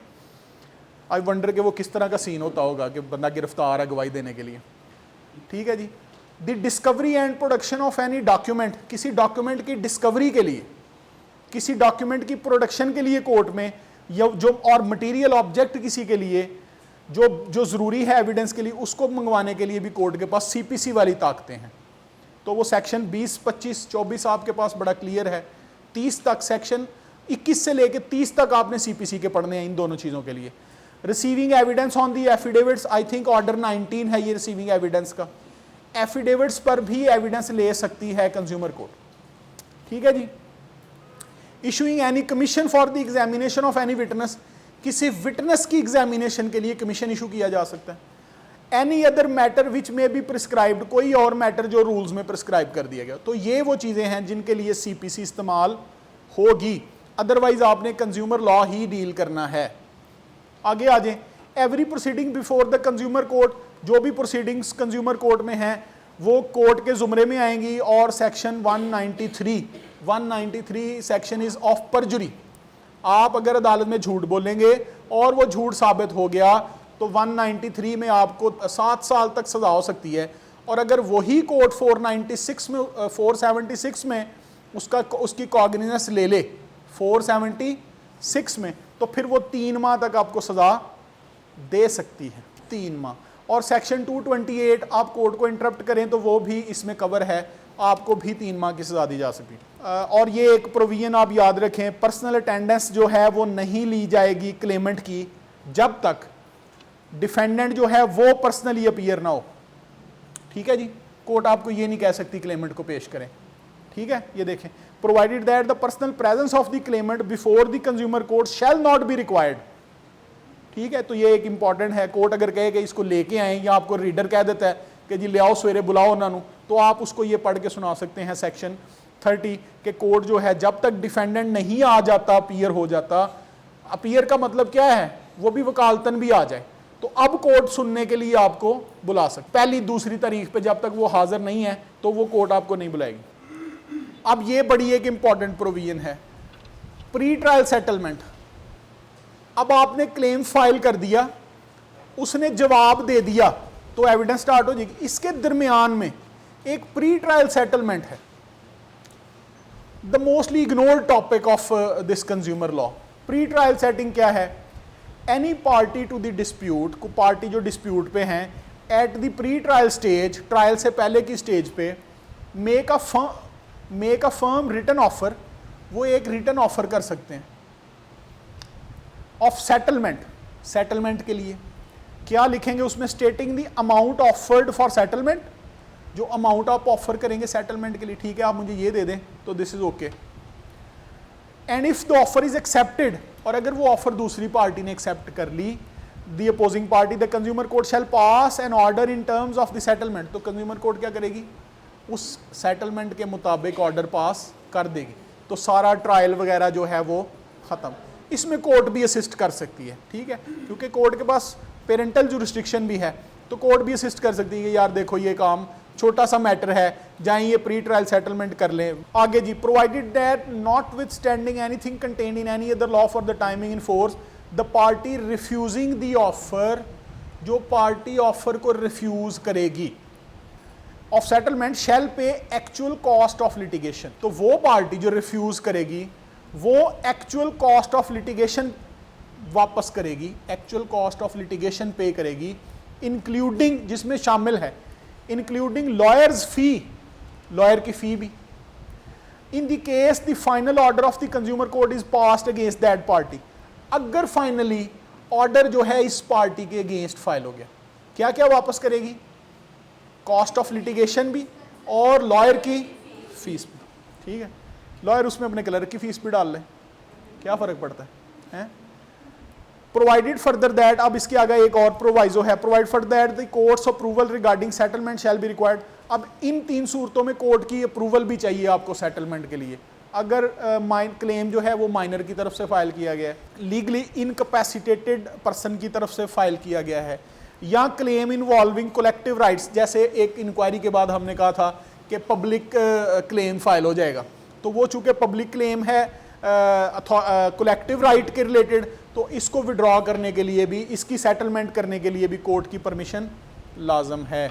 लिमिटेशन पीरियड इसका जो कोर्ट ने डिसाइड करना है, ये ऑब्जर्व तो नहीं होता, लेकिन ये भी एक मैंडेटरी प्रोविजन है कि 6 माह के अंदर जो है वो उसने डिसाइड करना है, ये भी सेक्शन 30 कह रहा है। ठीक है, अब ये बड़ा इंपॉर्टेंट है, आप में से काफ़ी लोगों ने सवाल किया कि डैमेजेस कौन से मांगने चाहिए। तो मैं डैमेजेस कौन से मांगने चाहिए वो मैं इससे देखता हूँ कि कोर्ट दे क्या सकती है, तो जो भी कोर्ट दे सकती है कोर्ट से मांग लें, जो भी कोर्ट दे सकती है। ठीक है, वो कहते हैं जब आपने किसी से मांगना हो तो फिर दिल गुर्दा जो है वो बड़ा करके खुल के मांगना चाहिए। तो अब देखते हैं, सामने वाले को भी देखना पड़ता है बाज़ औक़ात कि वो दे क्या सकता है, तो जो वो दे सकता है वो उससे मांग लेंगे। अब देखें क्या दे सकते हैं। इफ आफ्टर द प्रोसीडिंग्स के बाद कंडक्टेड अंडर दिस एक्ट, जो इस एक्ट में कंडक्ट होंगी, the consumer court is satisfied, consumer court satisfy हो जाए that the products complaint against suffers from any of the defect specified in the claim, कि ये जो प्रोडक्ट है ये उसमें ये डिफेक्ट पाया जाता है जो क्लेम में लिखा हुआ है, और दैट एनी और all of the allegations contained in the claim about the service, service के रिलेटेड कोई भी या सारे के सारे जो क्लेम्स फाइल किए गए हैं वो साबित हो जाते हैं, आर ट्रू, वो सच हैं। लॉ को अगर बारीकी से देखें तो सारी सीपीसी में क्यूएसओ की आपको टर्म याद आएगी, प्रूव्ड, डिसप्रूव्ड, यहाँ पे उन्होंने नॉट प्रूव्ड, यहाँ पे उन्होंने सिर्फ इसको इतना लिखा है। अब प्रूफ का वर्ड तो था ना, तो ट्रू का वर्ड क्यों लिखा? ये हो सकता है, मुझे लगता है कि इसमें स्कोप दिया गया है अदालत को और ज़्यादा, एक चीज़ प्रूव नहीं हुई लेकिन ट्रू है, सच है, लेकिन ऑब्वियसली जब आप जुडिशल साइड पे देखेंगे तो ये कोर्स इसको आप प्रूफ के ज़ुमरे में ही देखें, लेकिन ये मेरी नज़र में स्कोप ज़्यादा करने वाली बात है। It shall issue an order, तो वो कोर्ट एक ऑर्डर इशू करेगी to the defendant directing him to take one और more of the following actions. तो कोर्ट एक ऑर्डर पास करेगी जिसमें डायरेक्ट करेगी उस डिफेंडेंट को, जो मैन्युफैक्चरर हो सकता है, जो सर्विस प्रोवाइडर हो सकता है, या कोई और कॉन्ट्रावेंशन करने वाला हो सकता है। क्या ऑर्डर क्या करेगी? अब आपको मैंने ये कहा, याद करें, ये अथॉरिटी का क्लेम भी आया हो सकता है कंज्यूमर कोर्ट के पास, ऐसे ही है ना, अथॉरिटी की तरफ से क्लेम भी आया हो सकता है, और ये किसी कंज्यूमर की तरफ से कंप्लेन भी आया हो सकती है। क्लेम करेगा क्या? To remove defect from the products in question. सबसे पहले तो ये डिफेक्ट जो है ना, इसको दूर करे, उसी प्रोडक्ट का जो आपने लिया था जिसके रिलेटेड आप इशू फेस करें। To replace the product with new product of similar description which shall be free from any defect. ठीक है, वो रिप्लेस करे, अगर ज़रूरत ये है तो वो रिप्लेस कर दे इस प्रोडक्ट को। जैसे अक्सर आप सुनते हैं, वो मैंने जूता लिया था बोरजन से, वो टूट गया 1 महीने में, 10 दिन में, 15 दिन में, तो आप बोरजन के पास कोर्ट कहती है कि इसको आप शू जो है वो रिप्लेस करके नया दे दे, तो ये कोर्ट कह सकती है। To return to the claimant the price और as the case may be the charges paid by the complainant, या वापस कर दी जाए उस प्रोडक्ट की, और चार्जेस या उसने जो सर्विस के पे किए थे वो चार्जेस वापस कर दिए जाएं, ये भी कोर्ट कह सकती है। To do such other things as may be necessary for adequate and proper compliance with the requirements of this act, या कोई ऐसा काम करे जो अप्रोप्रिएट है, एडिक्वेट है इस एक्ट के अंदर, इस एक्ट की रिक्वायरमेंट्स के तहत। फ़र्ज़ करें प्रोडक्ट जो है वो ख़राब है, तो उसको ये कहा जा सकता है कि आप प्रोडक्ट अपनी मार्केट से सारा प्रोडक्ट उठाएं, उससे अलावा भी जो उसने उसको बेचा उसके अलावा भी। आगे फिर इसकी और एक्सप्लेनेशन भी है ई में, टू पे रीजनेबल कंपनसेशन पे करे किसको, to the consumer for any loss suffered by him due to the negligence of the defendant. तो ये उसकी नेग्लिजेंस की वजह से जो उसको कॉस्ट बियर करनी पड़ी, उसमें भी वो भी कंपनसेशन दे सकती है कोर्ट, ठीक है। तो अब जब आप मांगे तो फिर नेग्लिजेंस की भी मांग लें, ठीक है, कंपनसेशन। आगे to award damages where appropriate, जहां पर एप्रोप्रिएट हो वहां पर डैमेजेस भी मांगे दे कोर्ट, डैमेजेस भी, to award damages where appropriate. अब ये दोनों ई और एफ देखें, कंपनसेशन अलहदा हो गई, कंपनसेशन अलहदा हो गई किस चीज की, नेग्लिजेंस की, ठीक है। तो इसका मतलब है उसने अगर आपके साथ कोई नेग्लिजेंस बरती, कोई ऐसी चीज जो आपको मुनासिब नहीं लग रही, फर्ज करें आप गए हैं तो उसने आपकी बात को सुना ही नहीं है, तो आप उस पर जाने आने के ट्रैवल एक्सपेंसेस भी डाल दें, ठीक है। और अदरवाइज कंपनसेशन भी आपको कोर्ट दे सकती है कि मुझे इसने जो है इरिटेट किया। अब आगे आ जाए टू अवॉर्ड, अब ये सुन लें जरा, अब अभी खत्म नहीं हुआ कि कोर्ट से आप क्या क्या मांग सकते हैं, कोर्ट आपको क्या क्या दे सकती है। टू अवॉर्ड एक्चुअल कॉस्ट, जो एक्चुअल कॉस्ट आपकी इनकर हुई हैं उस दावे के ऊपर, उस क्लेम के ऊपर, वो भी आप वापस ले सकते हैं, including lawyers fee incurred on the legal proceedings. और जो कॉस्ट आप पे आपकी लगी है उस क्लेम के ऊपर, वो भी आप उसको वापस ले सकते हैं लॉयर की फ़ी के साथ। अब इसके लिए वो सेक्शन अभी मैंने आपको बताया कि आप सेटलमेंट का क्लेम फाइल कर दें, ठीक है, साथ ही, ताकि कोर्ट के पास कोई डिस्क्रिशन ही ना रहे इसको ख़त्म करने की। बात समझ आ गई जी।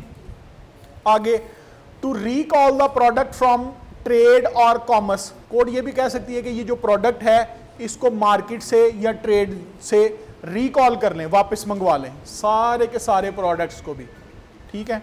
आगे देखें, टू कॉन्फिस्केट और destroy the defective product, defective product को कोर्ट कॉन्फिस्केट भी कर सकती है और उसका डिस्ट्रॉय करने का ऑर्डर भी दे सकती है।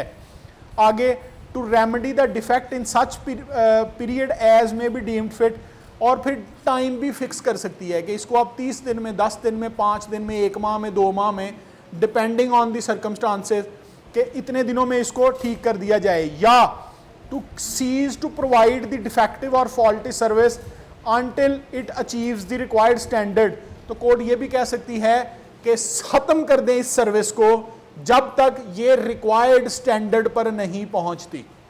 ये सारी चीज़ें कोर्ट दे सकती हैं। तो आप देखें आपके केस में, जो भी आप केस फाइल कर रहे हो, क्या क्या मांगा जा सकता है। सेक्शन हमने बता दिया 31। अब एक लिमिटेशन है, ये जो डैमेजेस है ना, डैमेजेस, इसके रिलेटेड 2 सेक्शन है, सेक्शन 10 और 15, ठीक है। 10 है पार्ट 2 के अंदर और 15 है पार्ट 3 के अंदर। पार्ट 2 याद होगा, वो था लाइबिलिटी फॉर डिफेक्टिव प्रोडक्ट्स, और पार्ट 3 था लाइबिलिटी फॉर डिफेक्टिव और फॉल्टी सर्विसेज। तो डैमेजेस पे जो है वो लिमिटेशन मौजूद है, सेक्शन 10 और सेक्शन 15। वेयर, अब ये लिमिटेशन पढ़ने वाली बात, where the consumer has not suffered any damage from the product, अगर कंज्यूमर ने कोई डैमेज उस प्रोडक्ट की वजह से सफर नहीं किया, सिर्फ एक डैमेज हुआ, एक्सेप्ट लॉस ऑफ यूटिलिटी, कि वो आप प्रोडक्ट इस्तेमाल नहीं कर पा रहे, ठीक है, जो आपने खरीदा था उसको आप इस्तेमाल नहीं कर पा रहे। आपने डैमेज की डेफिनेशन याद है ना आपको, उसमें वो नुकसान जो उस प्रोडक्ट की वजह से हुआ था वो भी शामिल था डैमेज में, लेकिन इसमें उसको एक्सक्लूड किया। उसमें कहा कि सिर्फ वो आपको लॉस जो हुआ है, कोई डैमेज उसके अलावा नहीं हुआ, सिर्फ यूटिलिटी उसकी, उसका इस्तेमाल आपको, उसका फ़ायदा नहीं हो रहा उस प्रोडक्ट का जो आपने ख़रीदा था। The manufacturer shall not be liable for any damages, तो इस सूरत में जो मैन्युफैक्चरर है वो डैमेजेस का पाबंद नहीं होगा। एक्सेप्ट किस चीज़ का पाबंद होगा? Except or return of the consideration, return करेगा वो कंसिडरेशन जो उसने उस प्रोडक्ट के अगेंस्ट ली थी, और a part thereof and the cost, या कॉस्ट। ठीक है, ये जो प्रोविजन है मैंने ऑर्डर के बाद इसलिए लिखी कि सेक्शन 30, क्योंकि इसमें वो जो कोर्ट की जो बाकी इख्तियारात हैं वो ख़त्म नहीं होते। ये सेम प्रोविजन सेम इसी तरह ये सर्विसेज के लिए भी है कि आपने वो जो सर्विस ली थी वो सफ़र उसकी वजह से कोई डैमेज नहीं किया, सिर्फ आपको लैक ऑफ बेनिफिट हो गया, जो उस सर्विस से आपको बेनिफिट होना था वो आपको बेनिफिट नहीं हुआ, तो भी वो सिर्फ कंसिडरेशन वापस करेगा। डन है जी। अब कोर्ट पेनल्टीज भी दे सकती है। अब दो तरह की पेनल्टीज हैं। अगर where a manufacturer fails to perform और in any way infringes the liabilities, अगर कोई मैन्युफैक्चरर अपनी लायबिलिटीज परफॉर्म करने में फेल हो जाता है या किसी लायबिलिटी को इन्फ्रिंज करता है, तो वो जो सेक्शन, कौन सी लायबिलिटीज? सेक्शन 4 से 8 प्रोडक्ट के related, 11 duty of disclosure, 13 services के related, 14 standard of service, 16 duty of disclosure, 18 से 22 ऑब्लिगेशंस ऑफ मैन्युफैक्चरर और अनफेयर प्रैक्टिसेस। तो 8 से लेकर ये वाले सेक्शंस की अगर मैन्युफैक्चरर फेल होता है ड्यूटी परफॉर्म करने से या अपनी लायबिलिटी परफॉर्म इन्फ्रिंज करता है, ही शैल बी पनिश्ड, तो उसको पनिश भी किया जाएगा। कितना पनिश किया जाएगा? 2 साल तक सजा हो सकती है या उसको फाइन भी हो सकता है, विच में एक्सटेंड टू 100,000 रुपीज़, 1 लाख तक, या ये दोनों भी हो सकती हैं। इन एडिशन टू डैमेजेस और compensation as may be determined by the court, तो ये इजाफी होंगी जो भी डैमेजेस या कंपनसेशन कोर्ट ने डिटरमिन कर दी है उसके अलावा भी। समझ आ गई बात की? आगे चले तो किस कदर पाबंद कर दिया अब मैन्युफैक्चरर को। अब आगे आए, वेयर अ डिफेंडेंट और the claimant fails to omit, fails कोई क्लेमेंट जो डिफेंडेंट जो है या कोई क्लेमेंट जिसको कोई डायरेक्शन दी गई हो, फेल टू और omits to comply with any order made by the consumer court, वो ऑर्डर कंज्यूमर कोर्ट का ओबे नहीं करता, तो सच डिफेंडेंट और द क्लेमेंट, डिफेंडेंट भी और क्लेमेंट भी, shall be punishable with imprisonment for a term not less than 1 month, तो उसको 1 माह की सजा कोर्ट दे सकती है, विच में एक्सटेंड टू 3 मंथ्स, वो 3 मंथ भी हो सकती है, 1 मंथ से कम नहीं देगी और 3 मंथ से ज़्यादा नहीं, या फाइन दे सकती है जो 5,000 रुपीज़ तक हो सकता है, और वो एक्सटेंड हो सकता है 20,000 तक, या दोनों हो सकते हैं। डन है जी। अच्छा जी, अब ये अपील आ गई section 33 read with rule 18, appeal इस पे हो सकती है इस ऑर्डर के अगेंस्ट, लेकिन अपील आपने 30 दिन के अंदर करनी है। कोई भी अग्रीव पर्सन कर सकता है, फाइनल ऑर्डर के अगेंस्ट कर सकता है, इंटरलोकेटरी ऑर्डर के अगेंस्ट इसमें अपील का राइट नहीं है। आपको रिट में जाना पड़ेगा, लेकिन मेरी मशवरा है कि नहीं जाना चाहिए। Days file an appeal in the Lahore high court in accordance with the rules end of procedure of Lahore high court, तो लाहौर हाई कोर्ट के जो रूल्स हैं विद इन 30 डेज आप उसमें अपील फाइल कर सकते हैं। मेमोरेंडम जो अपील का होगा उसके साथ आपने सर्टिफाइड कॉपीज़ लगानी हैं, उस डॉक्यूमेंट्स भी लगाने हैं जो सपोर्ट में हो। अगर वो आप उसको एक्सटेंड कर रहे हैं 30 दिन से आगे, तो फिर वो उसकी रीजनिंग भी आप लिखेंगे, एक एप्लीकेशन लगाएंगे, तो हाई कोर्ट उसको एक्सटेंड कर सकती है। ठीक है जी। हाई कोर्ट के पास तमाम पावर्स जो इस एक्ट ने किसी और कोर्ट को दी हैं, वो अपील डिसाइड करते वक्त हाई कोर्ट के पास मौजूद हैं। अब ये लास्ट इसकी स्लाइड है। अगर क्लेम आपने फ्रिवलेस फाइल किया कंज्यूमर कोर्ट में, झूठा क्लेम फाइल किया या किसी को बदनाम करने के लिए सिर्फ फाइल किया, तो कंज्यूमर कोर्ट डिसमिस भी कर सकती है क्लेम, और आप पर भी फाइन कर सकती है जो 10,000 से ज़्यादा नहीं होगा। ठीक है जी। और कंपनसेशन भी दे सकती है डिफेंडेंट को जैसे आपको दी थी। This is all about consumer law. आपकी तालियों से ज़्यादा जिस चीज़ की ज़रूरत है कि इस सेमिनार के बाद कंज्यूमर कोर्ट को एटलीस्ट पता चलना चाहिए कि कोई सेमिनार किसी ने बैठकर इस लॉ को पढ़ा है। ठीक है। और जिस हद तक भी बेहतरी हो सके आप फारिग बैठें, गॉसिप्स करें, पॉलिटिक्स डिस्कस करें, लेकिन जो आपका ऑफिस का टाइम है वो अपने प्रोफेशन को दें। उसके बाद आप अपने फ्री टाइम में, लेजर टाइम में जो होना चाहिए हर एक का, हमारा बड़ा है, हम कई कई घंटे जो हैं वो आपस में बैठ के सिर्फ बातें करते रहते हैं, तो वो लेजर टाइम अपना रखें। लेकिन जो आपके ऑफिस का टाइम है उसमें आप ये इस लॉ को देखें, चूँकि ये इजी है, इसमें रेमेडी जो है वो आपको 90% रेमेडी मिलेगी, तो इससे बेहतरी जो है वो बड़ी आएगी। और ये फ्यूचर लॉ है, इसको ज़रूर आप फोकस में रखें। हमारे लिए एडमायरेशन वो होगी कि जब आप धड़ाधड़ क्लेम्स फाइल करेंगे, छोटी बात है या बड़ी बात है, आप क्लेम ज़रूर फाइल करें, आप नोटिस ज़रूर दें। टेक्निकलिटीज़ में जाने की ज़रूरत नहीं है, जो बेसिक चीज़ें आपने पढ़ ली हैं इन पर रिलाय करें। और ये मैंने कोई चीज़ अपने ओपिनियन से नहीं आपको दी, मेरे पास ओपिनियन भी हैं, मेरे अपने ओपिनियंस भी हैं, हमने डिस्कस भी किए, लेकिन आपके साथ हमने ओपिनियंस शेयर नहीं किए। एक दो शायद किया हो, इलेक्ट्रिसिटी जैसे। हमने आपके साथ बात की है जो लॉ की बात है, जो लॉ की कमांड है, तो ये कमांड जो है यही दलील है और दलील ही ताकत है।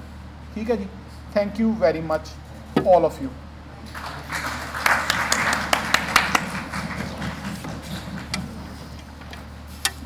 Thank you so much Adnan Safdar sahib, आपने अपना जो कीमती टाइम है वो हमें दिया। Anyone who stops learning is old whether at 20 और 80। तो हम लोग इंशाल्लाह अपनी जो लर्निंग है वो जारी रखेंगे, और एज अ लॉयर हमें तो ये जारी ही रखनी पड़ेगी, क्योंकि ये जब हम ये छोड़ देते हैं तो समझे हम अपने प्रोफेशन जो है उसके साथ वैसे ही फेयरनेस नहीं करते।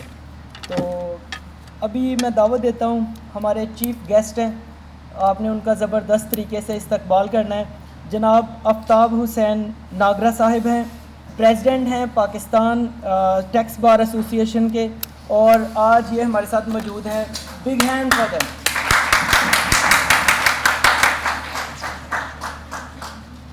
बिस्मिल्लाहिर्रहमानिर्रहीम अल्हम्दुलिल्लाहि रब्बिल आलमीन वस्सलातु वस्सलामु अला अशरफुल अंबिया वल मुरसलीन।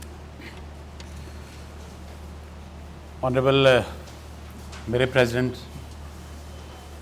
मेरे भाई, एंड सो मच सो आप सुन के हैरान होंगे कि मेरे उस्ताद भी हैं, क्योंकि मैं उनसे बहुत कुछ सीखता हूँ। जनाब तफ़हीम एजाज़ खान साहब, and very well non, very well learned और वेरी ऑनरेबल अदनान सफदर साहब। मैं आज फ़र्स्ट टाइम उनका लेक्चर सुना, लेकिन यकीन करें कि आई वाज स्टन्ड, इतनी डेप्थ में जाके कोई इंसान इस तरह से किसी सब्जेक्ट के ऊपर कमांड रखता है। और सबसे बड़ी बात जो मैंने भी उनसे की, किस तरह आप क्वेश्चंस बड़े फ्रिक्वेंटली ले रहे हैं, तो ही सेड के क्वेश्चंस वो नहीं लेता जिसकी कमांड नहीं होती। तो I really appreciate your style. मुझे यकीन करें दिली खुशी हुई, और जिस तरह से आप लोगों ने इंटरएक्टिवली पार्टिसिपेट किया, इट वाज वंडरफुल। यहाँ पे आके मुझे बड़ी खुशी हुई, and I am so grateful to Tafheem sahab कि मुझे मौका दिया कि मैं इतने लर्नर्ड लोगों में आऊँ और इतने लर्नर्ड लोगों की बातें सुनूँ और उनके क्वेश्चन सुनूँ, और इतने लर्नर्ड लोगों की बात जो है वो अपने अंदर थोड़ी सी कंसीव कर सकूँ। मैं बहुत नालायक हूँ, लेकिन यकीन करें कि आज मैंने कोशिश की कि मैं भी आपकी तरह यहाँ से सीख के जाऊँ, and it was a wonderful experience.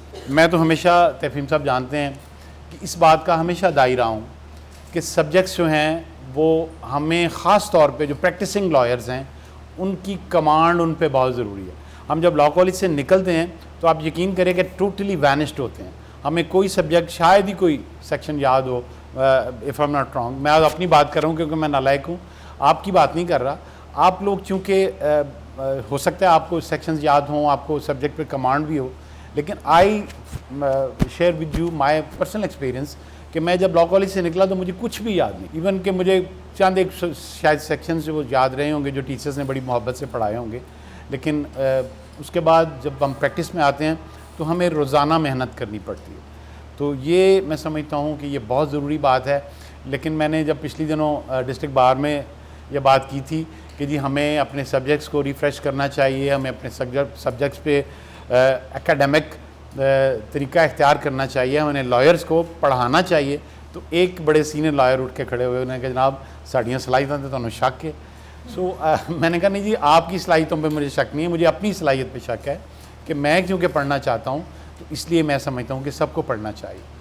And बड़ी इंपॉर्टेंट बात यह है कि हर लॉयर को किताब के साथ प्यार होना चाहिए। The book is very very important. आज भी आप हम जाते रहते हैं, तफहीम साहब को पता है, लाहौर में हमारे बड़े सीनियर दोस्त बैठे हैं, जब उनके पास जाते हैं वो कहते हैं यार किताब काट लो। देखें अब इतना 35 ईयर 40 ईयर्स 50 ईयर्स का एक्सपीरियंस हो और उसके बाद भी आप फ़ौरन कहें जी किताब पढ़ लीजिए, तो इट मीन्स कि book is essential part of our life, our profession. अगर हम बुक से बाहर जाते हैं तो यकीन करें कि फिर हम वो तरले मिनतों वाली बात होगी, फिर हमारे जो जजेज़ होंगे वो हंस रहे होंगे और वो आपकी बात उनको समझ में नहीं आ रही होगी, फिर आप तरले भी कर रहे होंगे सर जी मेहरबानी करके जान दो जनाब बड़ा बेगुनाह है। तो ये चीज़ें अपने अंदर से निकालें, बुक पे फोकस करें, लॉ पे फोकस करें।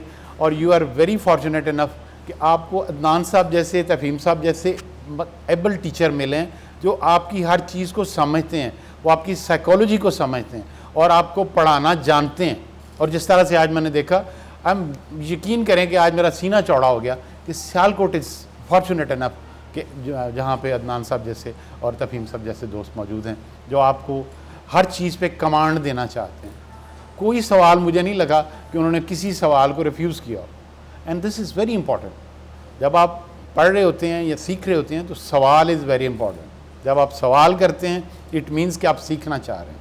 जब आप सीखते हैं तो इंशाल्लाह आप प्रोफेशनली स्ट्रॉन्ग हो जाते हैं। तो मेरी राय में आप सबको ये एक लॉ हो गया, हमारा कंज्यूमर लॉ हो गया, इसके बाद बेशुमार लॉज ऐसे हैं जिन पे हमें कमांड ज़रूरी है। CPC है, हमारा PPC है, and if you are going to the criminal law तो क्रिमिनोलॉजी के जितने सब्जेक्ट्स हैं वो हमें देखने हैं। टेक्स्ट में आते हैं तो वहाँ पे हमें देखने, तो ये वेरी इंपॉर्टेंट। तो मैं इस पे दिल की गहराई से मुबारकबाद पेश करता हूँ आप सबको। और यकीन करें कि आज मैं बहुत खुश हूँ ऑनेस्टली कि मैं जो मेरा एक पैशन है कि हम उधर अपने टैक्स एकेडमी जो हमारी है जिसके चेयरमैन भी हैं हमारे तफहीम साहब, तो मैं अब गुनाहगार ये हूँ कि उसका आगाज़ मैंने किया था तो अल्हम्दुलिल्लाह वो आज चल रही है। तो जब तक हम पढ़ेंगे नहीं, जब तक हम सीखेंगे नहीं, तो फिर हम अपने प्रोफेशन में कभी कामयाब नहीं हो सकते। ये मेरा दावा है। और बल्कि मैं इस पे बड़ा मेरा फर्म बिलीव है कि जब एक सीनियर एक पोडियम पे रोस्ट्रम पे 2 लोग खड़े हैं, एक सीनियर है एक जूनियर है, और जूनियर जो है वो पूरी तैयारी के साथ गया है, सीनियर ने तैयारी नहीं की, तो यकीन करें कि उसकी सीनियरिटी किसी काम नहीं आई।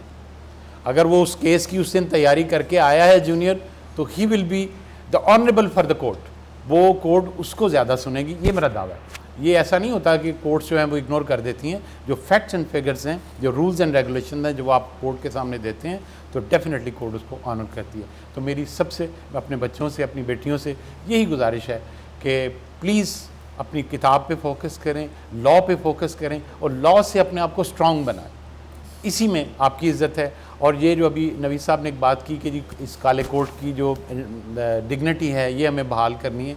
वाक़तन मैं आपको अगर थोड़ी सी मिसाल ये दूं कि इंटरनेशनली अगर आप जाते हैं तो वहाँ पे लॉयर्स को बहुत ज़्यादा इज़्ज़त दी जाती है। वहाँ पे लॉयर्स को आइडलाइज़ किया जाता है कि जी लॉयर ने शूज़ इस तरह से पहने हैं, लॉयर ने वॉच इस तरह से पहनी हुई है, लॉयर्स ने टाई, मतलब आइडलाइज़ करते हैं लोग।